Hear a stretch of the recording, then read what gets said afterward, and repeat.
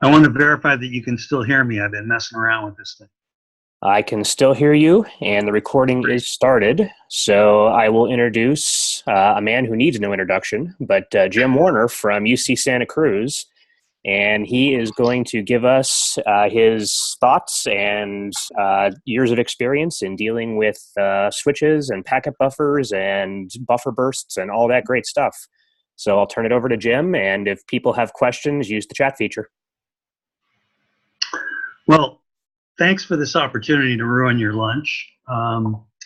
If you've heard Jason's OIN architecture talk, you'll find that we're in agreement on most things, but probably not quite everything.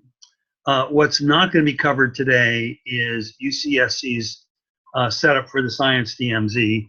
Instead, there's going to be information about switches with perhaps more of an emphasis on history than you might have guessed when you tuned in, proving that you're hearing from an old guy. When I say thanks to Comcast, what I'm thanking them for is creating a mass market that has established commodity pricing for optical time domain reflectometers and fusion splicers. This equipment is directly useful in campus lands. And that's absolutely wonderful. And probably, because there's one of these devices in every Comcast truck, and I shouldn't cut out my friends at Charter and Time Warner Cable, but because there's one of these things in the back of every truck, the volumes go way up, the market becomes competitive and lively, and universities can buy OTDRs for $2,000 instead of for $20,000. That doesn't always work. The challenge with the switch market is that it doesn't line up well enough with the needs of high performance computing, like the Comcast example in the previous slide. The job of the marketing department is twofold. They want to convince you that that you have the problem that they want to solve. Just listen to pharmaceutical ads on the evening news. Second, they want to convince you that whatever your problem is, their product is the optimal solution. A multi-service network expects to offer voice over IP, video conferencing, web surfing, and bulk transport using suitable magic so that it all works. It's important to remember that high performance networking is not an economic power, and that their problem may not be your problem. So all switches need buffers. Ethernet repeaters were not switches, but they have bit buffers to do speed matching instead of packet buffers like switches do. Switches need buffers to be able to hold on to a frame and send it later when the pathway has cleared. If the switch will provide differentiated service for different kinds of packets, voice, video, data, it may need separate packet storage buffers for each type of traffic.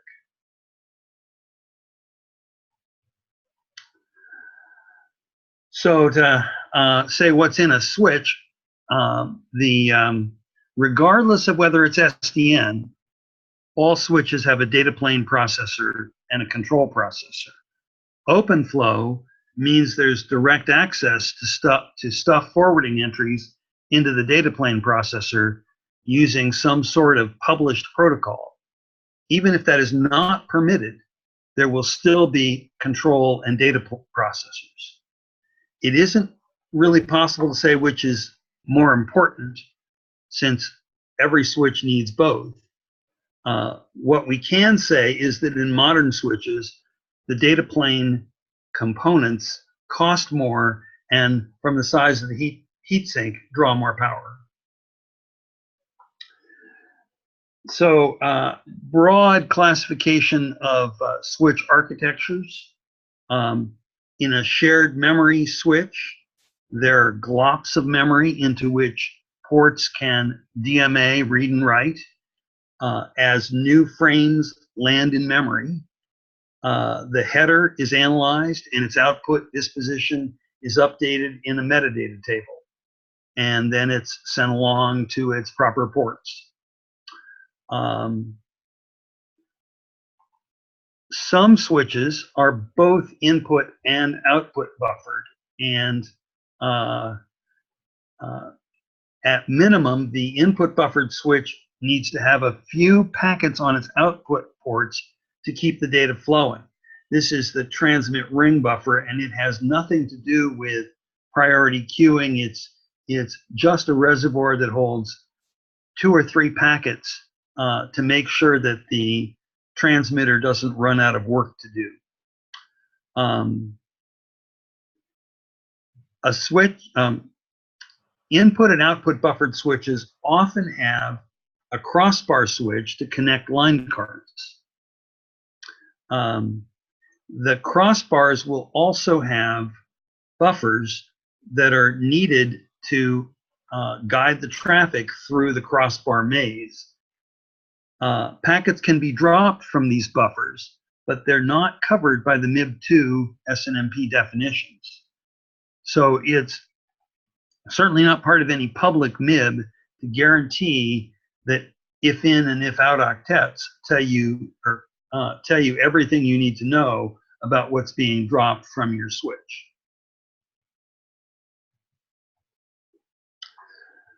So broadly, 4 cases. The access layer is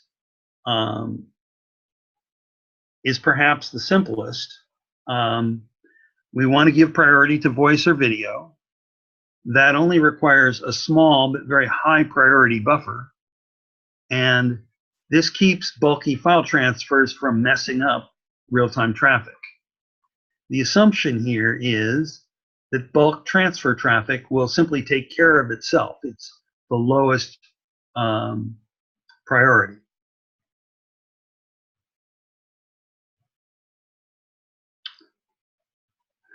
This is important because great pain has resulted from using switches designed for the access layer in more central parts of the network.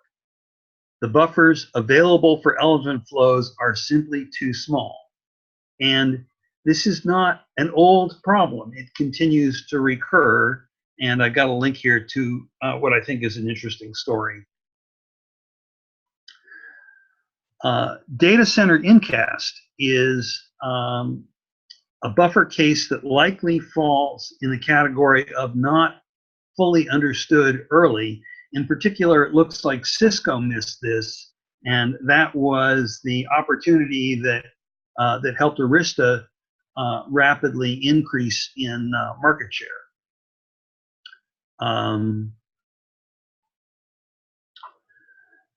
So incast means that an aggregator computer sends a burst of queries that will first order take about the same time to complete. A clump of replies then arrive at the switch, which can have a lot of trouble delivering them all. Losses in TCP streams will cause long delays and rebuffering. So here's a little picture of all the workers replying at the same time and overloading because they're all 10 gig connections, overloading the 10 gig uplink to the guy who first asked the question. Incast is a solved problem. Today's top-of-rack switches can support east-west traffic loads without dropping packets. Data centers at Google, Facebook, and Microsoft are simply full of switches with 12 megabytes of packet buffer. Next category for completeness is money-grubbing switches. This is likely another use case that was missed in the initial analysis. Do not underestimate the importance of customers with infinite financial resources. My first thought was that these guys didn't know what they were asking for, throwing money at insignificant round-trip time reductions. But these guys are smart. They do know what they're looking for. So they're all Wall Street traders, and they make money by racing electronic orders faster than the people that want to buy a stock. There's no limit to the value of shaving nanoseconds off the round trip time. And the story is fully laid out in Michael Lewis's book. In this case, if buffers are used, that's a failure. These guys are absolutely interested in the fastest possible round trip times, and every packet should leave the switch as soon as possible after it arrives. And so if buffers are used, that's bad news. Cut-through switching serves the speed objective. So what's cut-through switching? A frame starts to exit a switch before it's been fully received. For at least the last 10 years, all switches use particle buffers or segment buffers instead of full frame buffers.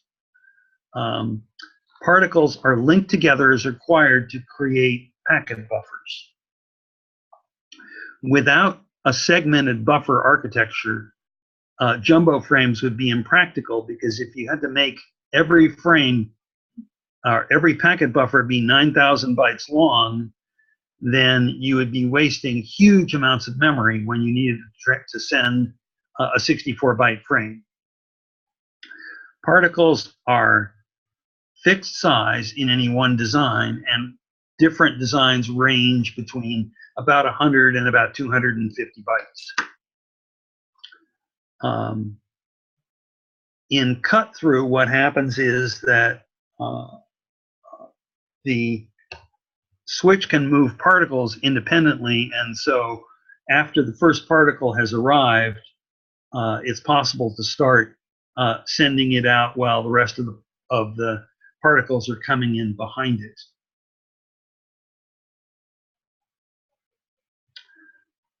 A segmented buffer architecture does not require cut-through, but it makes it possible.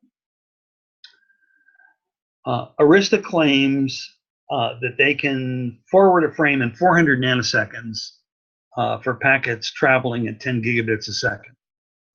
Cisco's fairly recent product can shave nanoseconds off this and get the forwarding delay down to 190 nanoseconds. The marketing guys will tell you that Cisco is therefore twice as fast as Arista.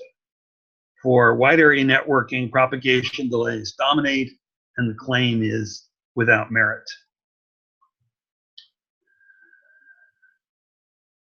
In the data center, cut-through is probably more useful. The distances are short, and if you can get a packet to clear the switch more quickly, that in effect increases the amount of memory that's available for new packets.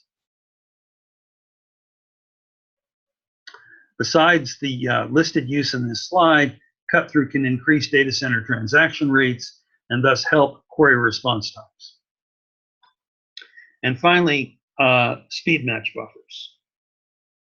And this is what's important in high-performance networking. So this is a slide I used 7 years ago in a joint text talk, where a high-speed sender is sending through a network and sees a speed change just before it arrives at the consumer computer. This is clearly stressful of network resources, and there's another case where the speed of the sender and the receiver are the same, but the network in the middle is faster, and that's probably not a serious case, but it's still possible to have crosstalk in the backbone cause packets to bunch up so that you'll need to deal with bursts headed toward the receiver. So these are microbursts, and the definition of a burst is an oversubscription of the forwarding data plane. They begin and end in milliseconds, so they're too short for direct polling by SNMP. SNMP has a poll response architecture, which means that the analysis computer has to ask, how you doing now, and get a response from the device. And SNMP is widely criticized as being an obsolete protocol. It's interesting historically that if SNMP had been done right at the beginning, it would have been so expensive that no one would have ever adopted it. It was essential in the 90s when SNMP was cooked up by the likes of Marshall Rose that it be inexpensive so that it was not a burden on the devices on which the agents were implemented.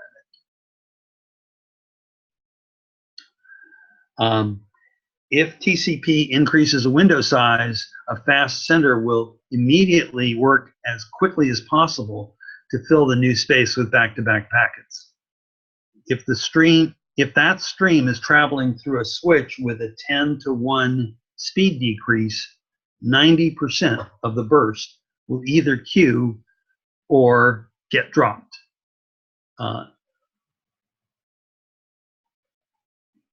So how much buffer is required? Okay. Willem Zaar, and I apologize for pronouncing his name, and Song proposed when switch buffers should equal the delay bandwidth product in '94.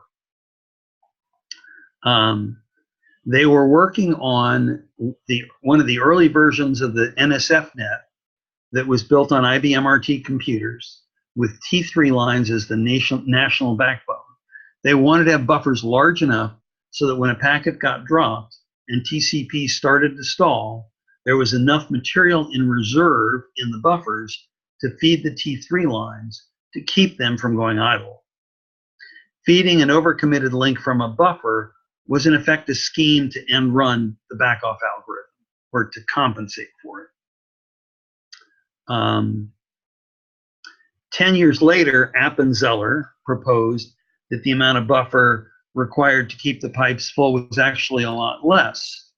And that's because he wanted to make the assumption that flows were not synchronized, which means that when one flow backed off, others would keep running. And that led him to believe that the square root of the number of flows was what you would divide the delay bandwidth product by to get the required amount of buffer. And 4 years later, the guys at Stanford were somehow able to convince Level 3 to let them do experiments on their national backbone. And what they did was, at the time, Level 3 had 190 milliseconds of buffer. And what they were able to do was reduce that by a factor of 40 before they saw the first dropped packet. So how much memory is available in small switches? Okay, there's notes about this plot on the next slide, but as I said in the introduction, there's some history in this talk.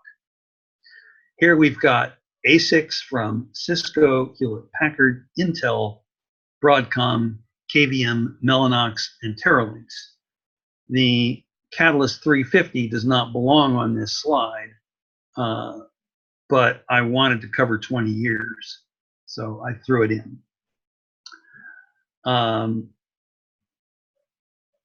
Rivers from Cumulus has pointed out that today's ASICs are nothing like what used to be available. And the data in that slide is what backs up that claim.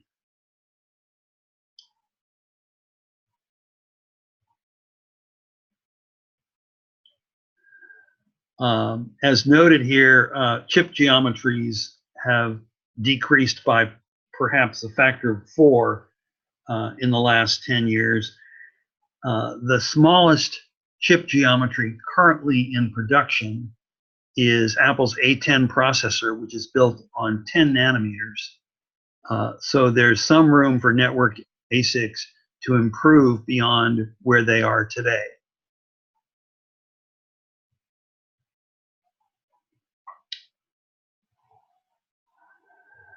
No amount of buffer can fix a network that is oversubscribed. If long-term oversubscription is the problem, more buffer can make it worse. A buffer is at its best when it is empty, because when it's full, it has no ability to absorb bursts. But it does have the ability to increase the overall sender to receiver round trip time. TCP cubic and similar congestion control protocols work to raise the amount of data in flight until the buffer bottleneck fills, and then packets drop. And this is their signal to back off. So the algorithm works to try to fill all of the available buffer space. So this is considered to be one of the shortcomings of TCP. So when you're managing switches, the rules are the same as they were when you were 5 years old. If the task is to provide the maximum ability to absorb microbursts, and if you can hope that the bursts are small and there's benefit in maximizing the burst that can be absorbed, share everything means share all the memory so it's all available for any port that needs it. It's not the best policy for a multi-service network.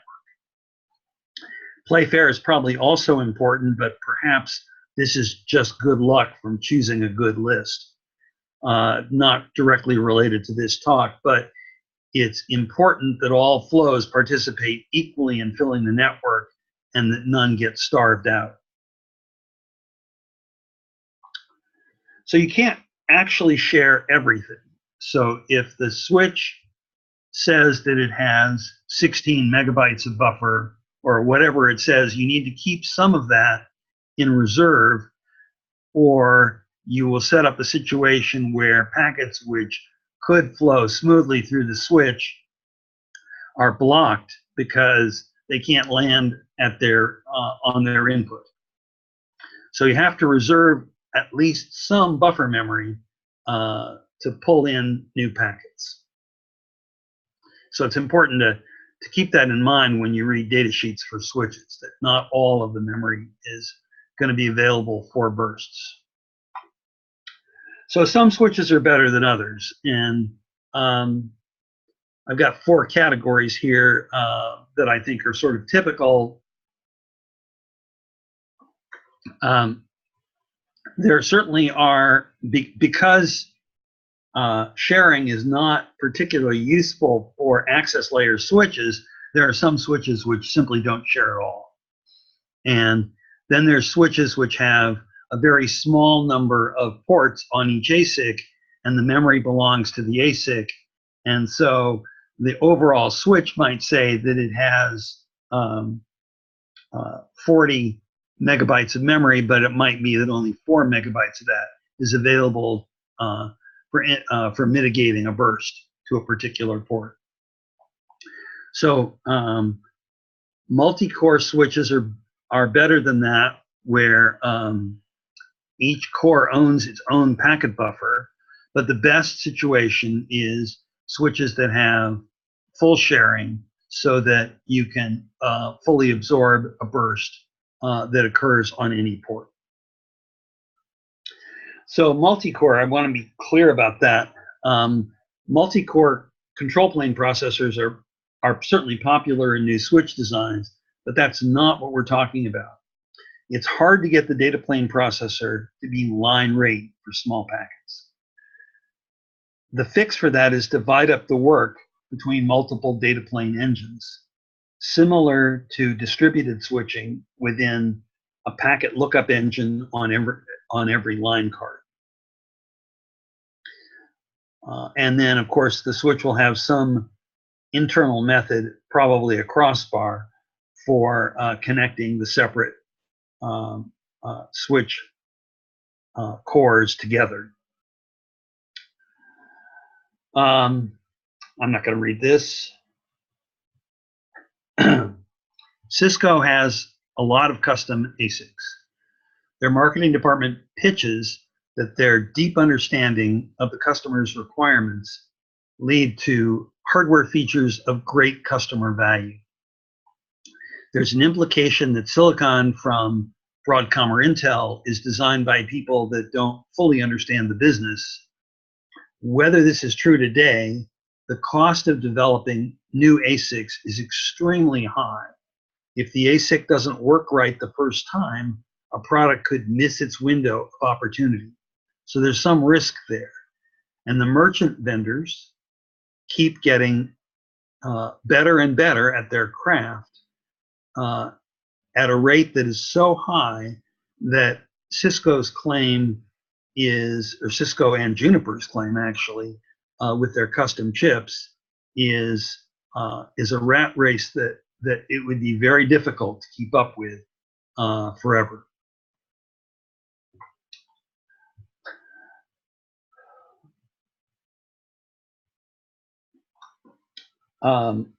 So one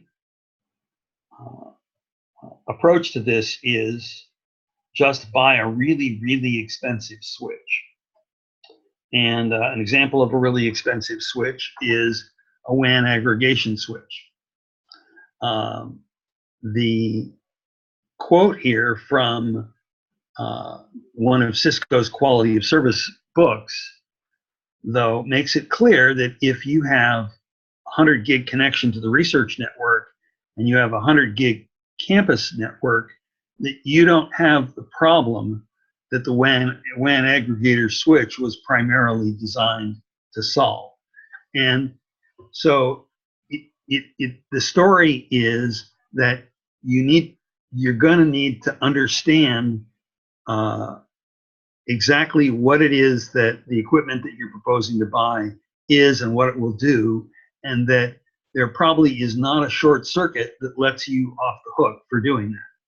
Another thing that's important in WAN aggregation that is not important in high performance networking is that WAN aggregators have to be able to shape traffic.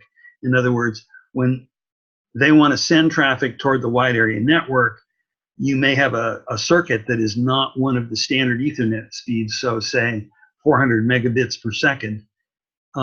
You want to shape your traffic, which means queue it and delay it and feed it out at a 400 megabit per second rate, so that if any packets get dropped, they get dropped in your equipment instead of in the service provider's equipment, so you have visibility as to what's going on.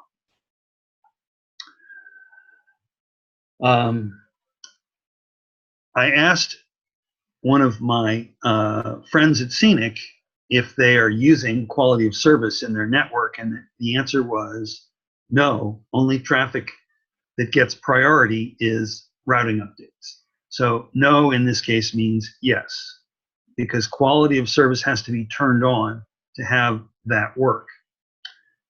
In most devices, when you turn on quality of service, you carve up the packet memory and allocate it to the separate queues.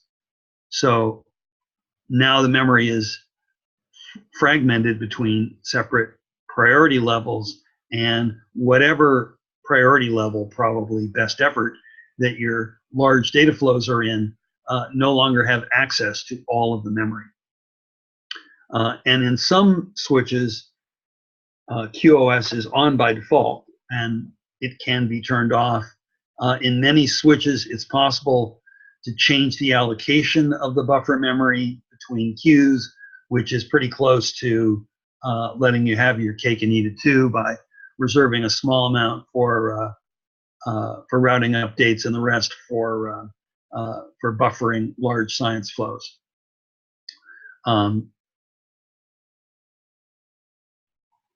Okay. So how about the possibility of cascading switches to increase buffer size? It works to it works in your flashlight.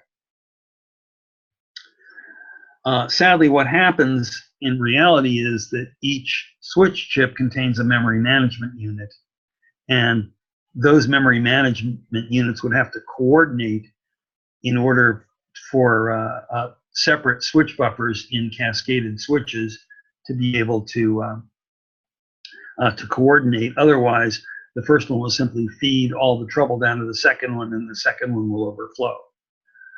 But that doesn't stop people from trying. Cisco did this in the 93, 72. So far as I can tell, they're the only ones that have tried it. The lower block labeled NFE is actually a Broadcom Trident 2. The upper block is Cisco Custom Silicon. Their claim is that by hairpinning the data from the front panel ports so it takes a pass through ALE, you can double your buffer. One question is, why would they do this? And it might have been a time to market issue. A follow-on product has been introduced which does not do this, so perhaps there's some reason to believe that. A real disappointment is that it's very common for network vendors to engage the services of outside measurement organizations that prove that products actually do what their data sheets claim. And in this case, Cisco did not have one of those test houses verify that indeed you got more buffer out of this scheme. So the question still remains: how much buffer do you need? Google runs two networks, one for customers and one to interconnect their data centers. And they published information about the network that connects their data centers in 2013 at SIGCOMM. And the quote here makes it clear that Google was working very hard to be able to build a wide area network that could run with low-cost switches with shallow buffers. So that stands for some sort of proof that if you do everything right, big buffers are not required. But doing everything right is something that carries a lot with it. Cisco and Arista take sort of opposite views on whether big buffers are needed in the data center. And there's two interesting papers and a blog post, which is probably even better, on this point. But this really doesn't have anything to do with wide area networking. I wanted to say something about buffer bloat, and perhaps it depends on what you mean by bloat. TCP fills the buffer at the bottleneck to find the point where packets start to drop, and then it backs off. Because it's filling the buffer, that seems like bloat in some sort of literal sense. It is, however, something different than what Jim Geddes was looking at when he began studying buffer size induced problems in CPE devices in customer homes. There are, however, there is a new congestion algorithm. Again, we're talking about Google work that works hard to not fill buffers to find the control point, and it claims to separate packet loss from congestion.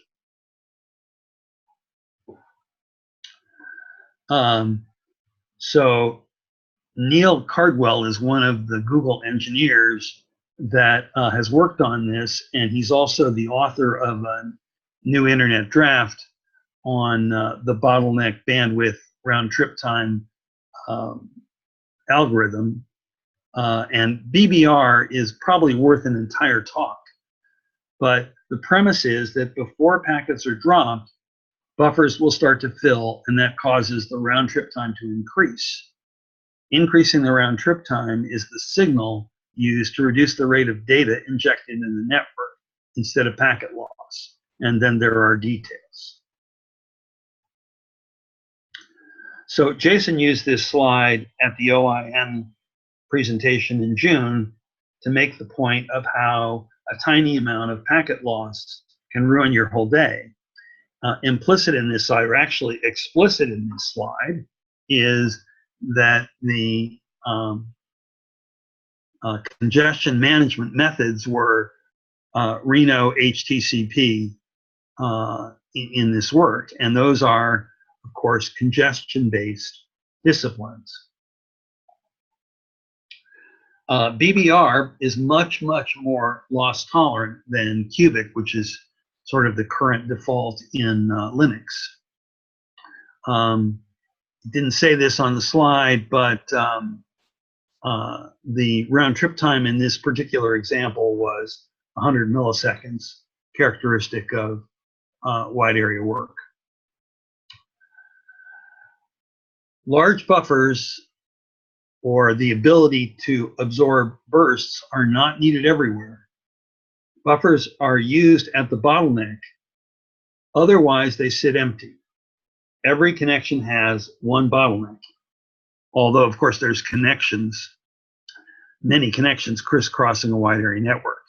If you have switches that do not change speed, the use of buffers is greatly reduced. If multiple senders are contending for a shared output link, that's likely to be long-term oversubscription that will not benefit from more buffers. Using a paced congestion discipline helps here too. Use of small buffer switches at points where the network speed decreases is certainly dangerous. I haven't seen this point made before, but slow computers on a WAN switch can be a problem. Some researchers believe that 1 gig is all they need, and so what can happen is that your edge switch that drops from 10 gig to 1 gig will get loaded up when data is being loaded into the 1 gig client, especially if the transmitter is using a cubic-like algorithm. And in that scenario, you're going to need large buffers in all your edge switches, and presumably, if this stuff is taking off, we're going to need lots of edge switches, so that can be lots of money.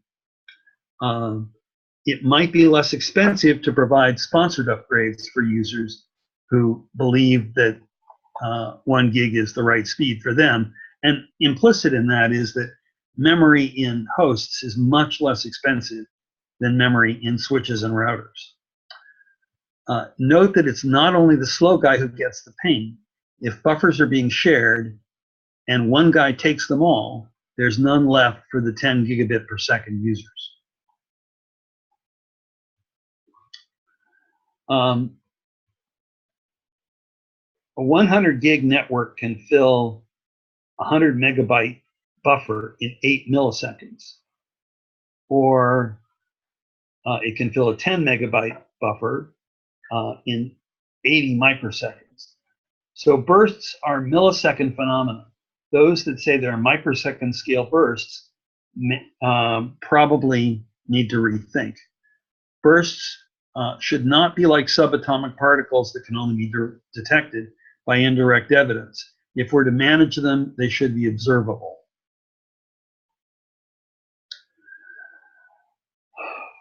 There's some history here, and perhaps the interesting point is that ability to monitor buffers directly was actually a Fulcrum invention. Fulcrum was then bought by Intel, and that was long before Broadcom had that ability, but then Broadcom saw the writing on the wall and they added that feature in 2012, which is sort of an example of how the industry evolves and works to meet customer requirements.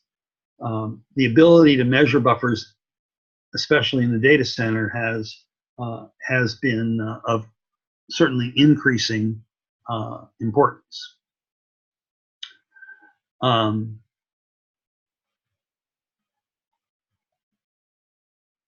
It's probably the case that all new switches since 2012 have the ability to monitor at least watermark buffers in hardware. And of course, it has to be done in hardware because it's a data plane kind of event.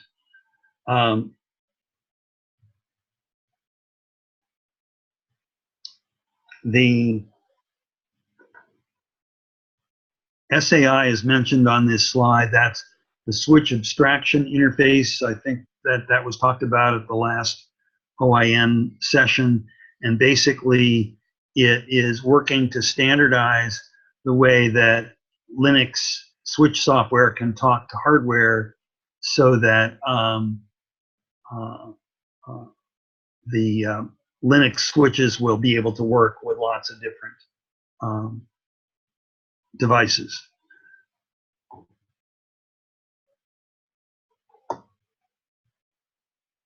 So here's an example of how Cisco does it in one of their recent ASICs. They decided to go off and figure out their own method for doing this. And what they did was they have the hardware count the packets in 4 millisecond intervals and then record those once a second in memory in the switch. The oldest times are at the bottom, and every 4 milliseconds, the peak occupancy is dropped into a bin that's about 800 bytes wide. The count on that bin, the count is in that bin, and every second there are 250 intervals dropped into the bins. So you can see here that the sum of the total number of items dropped into a bin is at most 250, and that's, of course, they can be less because there's no column shown for very low buffer occupancy.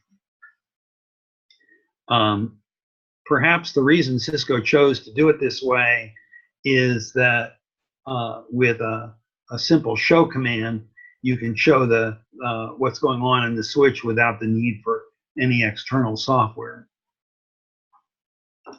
Broadcom took a different approach, and they have what they do is what's called watermark analysis, which is that you define a level, in this case 50%, and you record timestamps when the buffer occupancy in the switch goes above and below whatever you defined as the meaning of congestion. You have the ability to set that congestion threshold to any number that suits you.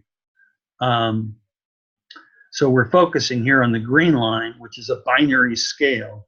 Either we're congested or we're not. Entries are written in the log where the threshold is crossed. And from a switch ASIC perspective, their work is done. Presentation of results is not up to Broadcom. They provide the data to a user level process that either exports it to an analysis station or cooks it up directly. Broadcom can also timestamp packets as they enter and leave the ASIC, and this is shown in the orange line, and that's used to measure how long it takes a packet to get through a switch.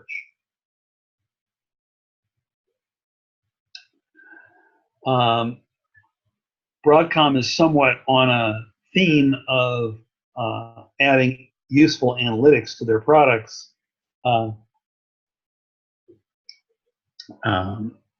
In addition to watermark analysis and latency, they have the ability to trace packets through the pipeline as they pass through the ASIC. Because modern switches have the ability to do encapsulation in hardware and add and remove headers from packets, what's going on deep inside of the switch may be very difficult to debug without tools like the ability to trace packets through the internal micro pipeline elements within the switch. So that's pretty much what I've got to say for today. And I think that there's going to be an opportunity to do more work on this in the future. And I'm hoping to get my hands on some of this hardware so I can try out some of these new analytical methods directly myself. So I'm ready for questions. All right. Well, thank you, Jim. And we don't have any questions that have come in yet, so please, everybody, type in questions into the chat. I'll start us off with a couple. I guess the first is more of a comment. We are trying to get somebody from the BBR team at Google to give a future talk. It probably won't be until the fall, but we'll make sure that we announce that when that happens. I guess my first question is on your experience with cut-through switching. This has been burning me a lot lately, so it's more of it's a silly question I'm going to ask because I want your opinion on it. Do you find that some of the cuts through switches that you've tested end up passing along errors in the packets because they don't have a chance to really fully verify everything by the time it comes in? And in those situations, what have you done to sort of deal with that? So the switch is able to put a bad CRC on the end of a packet if by the time it's done receiving it, there's something wrong with it. And I'm pretty sure that happens, that they don't rewrite the CRC in a way that makes it look like a good packet when it's not. So that takes care of that. One of the things about cut-through switching that is that if you have data coming in at different rates, coming in and going out at different rates, the cut through gets to be really difficult to do. In some cases, it's impossible if you need to have all the data before you can send the packet out at a faster rate. But the cut through is then just turned off. But since the speed improvement of cut through is not important for the work that I do, I haven't really worried a lot about that. Okay. And my second question is, if you can scroll back to the picture that you were showing of the Cisco architecture that was showing the NRE and the ALE, I'd like to bring that one up again.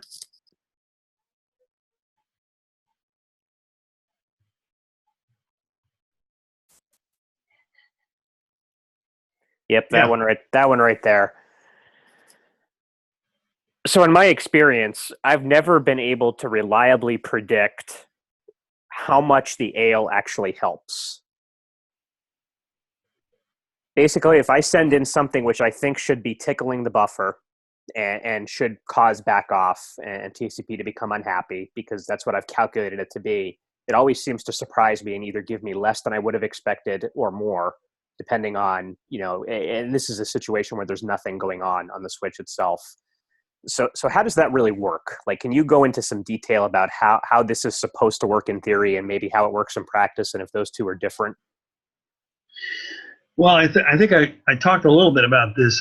I expected that Cisco would go to one of the for-hire test houses like Tully, and there's a couple of others, and have them run this thing through its paces to prove that it did what it said it was supposed to do, because they've done that with practically every other switch that they've made, and yet there were no results from any of the external test houses that were published as white papers, and now they've basically bailed on this architecture and gone to a unified architecture which doesn't have any Broadcom in it and is pure Cisco. So it looks like they may have overclaimed on what this will do. There certainly wasn't ever any evidence presented that it would work the way that they seem to say in the data sheets that it was going to work. So this is just the kind of thing that would lead to me, without some, sort of a show me kind of thing. I just wouldn't believe this without somebody doing some serious testing, and I wasn't going to do it. Okay, that makes me feel better then. So I've never been able to get the claims of it, and I was thinking that it was either my testing methodology that was wrong or they were wrong, and now I think I know. Yeah.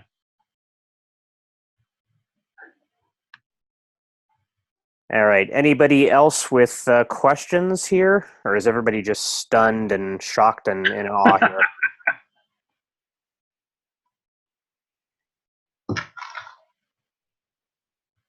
Okay, Ken has a question. Is there any particular hardware you want to be tested? You know, any gaps in what's out there today that you don't have access to, or that you'd like the community to sort of identify and try to get their hands on?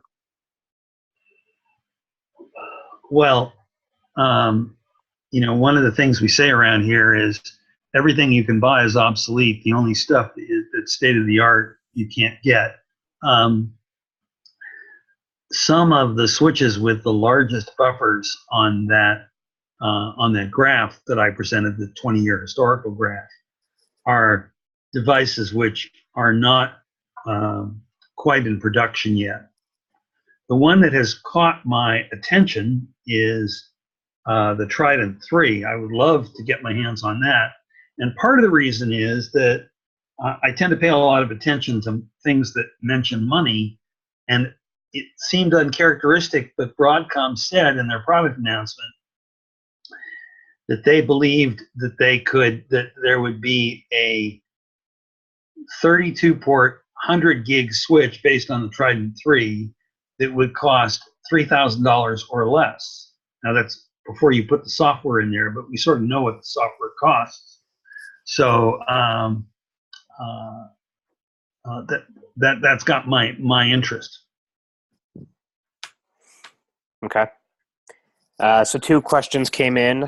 We'll do Brett's first. He's interested to see how 2.5 gigabit and 5 gigabit affect all of this. Do you have any experiences with those yet or no? No, we don't. And I think it's going to be a while before we do, because we happen to be among those who believe that Wi-Fi is going to work just fine at a gig, and that it'll only be very, very special circumstances that are going to need more than 1 gig to a Wi-Fi access point. And that's sort of the sweet spot of where what those speeds are intended for. I don't think there's any wide area definitions for being able to send those speeds across the net. Okay. And Jim Pepin wants to know if you've used BBR in anger, and I can answer this one first. We haven't really been able to convert anybody to use it yet, Jim. It's still a little bit bleeding edge, but I'll let Jim Warner answer if he's used it yet. No, I only found out about it as I was working to put the slides together here, and that caused me to go back and read the papers more carefully. So, but I think there's lots of things that have to be worked out, like in Google's B4 network, they control everything, all the traffic on the network. And so they don't have to worry about the situation of a mix of different congestion algorithms fighting with each other, where in the public internet, it's probably hopeless. In the research networks, it might not be, but it's still going to be a while before you can get everyone converted. BBR is in the current Linux kernels. I think it's by default in 4.9 and beyond, but that doesn't mean it'll be turned on by default. Yeah, and in the testing that Brian Tierney did on the fast networks, it really didn't do anything. In fact, it caused a lot more retransmissions for really no benefit. On slow networks, where there actually really is a problem and you probably could benefit from such things, it did much better. And that's really what the target audience is for. If you probably go back to Google and ask them, they're going to say the same thing. Well, we're not really developing BBR for you people who have 100 gig networks and 100 gig hosts. We're developing it for YouTube and stuff like that. But hopefully we can. Yeah, they are using it on their wide area network, though, their B4 network. And that is not a slow network. But it's also mixed use, right? It's whatever they put over it. It doesn't carry any user traffic. It's mostly data center to data center traffic. Ah, They keep their WANs completely separate. The customer facing WAN and the data center replication WAN are two separate links, setups. okay. Well, hopefully, if I can get them interested to come and give a talk, we can get more data out of them for that. I think that would be just great. Yeah. Yeah, we're trying. They're busy people.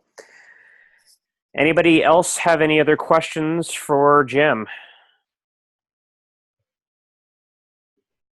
Sounds like no. So thanks again, Jim. I will post the recording as soon as we get done here. We're not going to have a talk next week, so we're on a 1-week pause, and then we're going to pick up again the following week, which I want to say is the 18th, and that'll be a talk from Ornet. So everybody have a good week off, and we will talk to everybody soon. All right. Well, thanks. Thank you.